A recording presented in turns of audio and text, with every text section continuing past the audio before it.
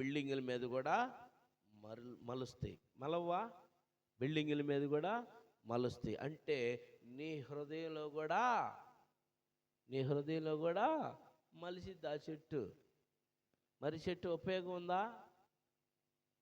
దాని కాయ ఉపయోగం ఉందా? రాలి పడతవే తప్ప, కోసి పొయ్యిలో వేయటమే తప్ప ఉపయోగం ఉంది అది? కానీ అది ఏం చేసిద్ది? నీడనిచ్చిద్ది కదా. నిన్ను ఒక మర్రి చెట్టు అంతా ఎత్తుగా దేవుడు నిన్ను హెచ్చించాలని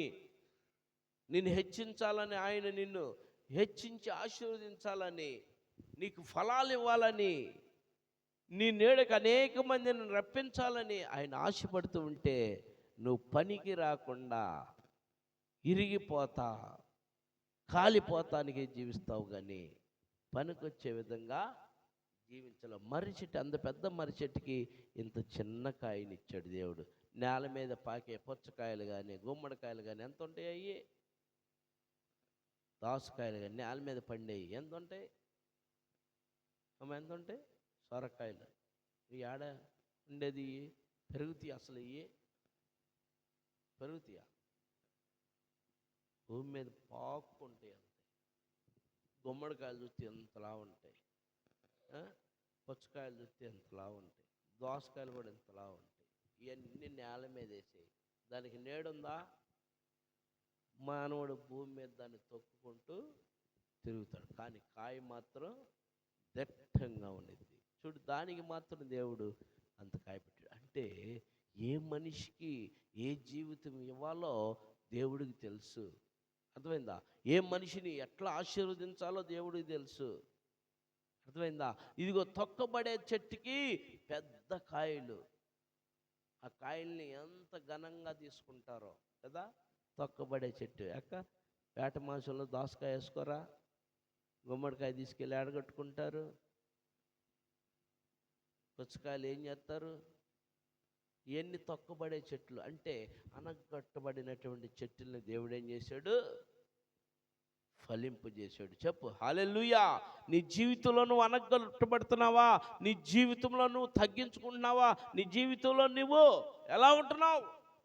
దేవుడికి ఇచ్చినటువంటి ఆస్తిని బట్టి కావచ్చు, దేవుడికి వచ్చిన ఐశ్వర్యాన్ని బట్టి కావచ్చు, దేవుడికి ఇచ్చిన అందాన్ని బట్టి కావచ్చు, దేవుడికి ఇచ్చిన జ్ఞానాన్ని బట్టి కావచ్చు, దేవుడికి ఇచ్చిన తెలివిని బట్టి కావచ్చు, నువ్వు ఎలా జీవిస్తున్నావు? అనగొట్టబడుతున్నావా? లేకపోతే లెగవాలని నిలబడాలని ఉండవా? నిలబడితే ఏం చేస్తారు? పీక్ అవతలేస్తారు. అంతేనా? అంటే కాయని ప్రతి చెట్టుని ఏం చేస్తారు? పీకి పారవేస్తారు. నీ జీవితంలో కాయలు కాయాలా, ఫలాలు ఉండాలా నీ జీవితంలో. ఏ ఫలాలో తెలుసా? ఆత్మ ఫలాలు ఉండాలా. ఆత్మ ఫలం ఏదనగా ప్రేమ, శాంతి, సమాధానం, దీర్ఘశాంతము, ఆశా నిగ్రహము, దయాళత్వము, ఇవి నీలో ఉండాలా. ఎదుటివాడి పట్ల ప్రేమ కలిగి ఉండాలా, శాంతి కలిగి ఉండాలా, సమాధానం కలిగి ఉండాలా, వాళ్ళని ఆదరిస్తూ ఉండాలా, ఆనందింపజేస్తూ ఉండాలా. కానీ నువ్వేం చేస్తున్నావు? తిరస్కరిస్తూ ఉన్నావు. కలెక్టర్ అవుతాదిరా ఈ పిల్ల అంటే ఓర్చుకోలేకపోతున్నావు. పోలీస్ అవుతుంది ఈ పిల్ల అంటే ఓర్చుకోలేకపోతున్నావు. పోలీస్ అవుతాడు వీడంటే ఓర్చుకోలేకపోతున్నావు. డాక్టర్ అవుతాడంటే ఓర్చుకోలేకపోతున్నావు. అవుతాడు డాక్టరు. ఏం పెట్టి చదివిస్తారమ్మా డాక్టర్ అవుతానికే? అబ్బాయి ఒక చోట అమ్మాయి ఒక చోట ఉండిద్ది. ఏం చదివిస్తారు డాక్టర్ అవుతానికి? ఏమో అసలు ఆ కడుపులో ఉగ్రత చూడు. ఆ పిల్లలు డాక్టర్లు అవుతారు, బాగా మంచి తెలివిగా ఉన్నారు, చదువుకుంటే డాక్టర్లు అవుతారు, ఇంజనీర్లు అవుతారు, కలెక్టర్లు అవుతారు అని ఎవరన్నా చెప్పుకుంటే వాళ్ళ గురించి అనే మాట. తల్లిదండ్రులు సరిలేని వాళ్ళ పిల్లలే బాగా చదువుతారు, వాళ్ళే ప్రయోజకులు అవుతారు కదా. వాళ్ళు ప్రయోజకులు అవుతుంటే ఏమంటారు తెలుసా? ఓర్చుకోలేనమ్మా, ముచ్చట్లు ఆడతా, గుంపు గుడి ముసలమ్మ ముచ్చట్లు అవుతాదిలే డాక్టరు, అవుతాదిలే పోలీసు, ఏమవుతుంది? అదొక దిక్కు ఆడొక దిక్కుని తిరుగుతూ ఉంటే వాళ్ళు అవుతారా? అంత కడుపు మంట.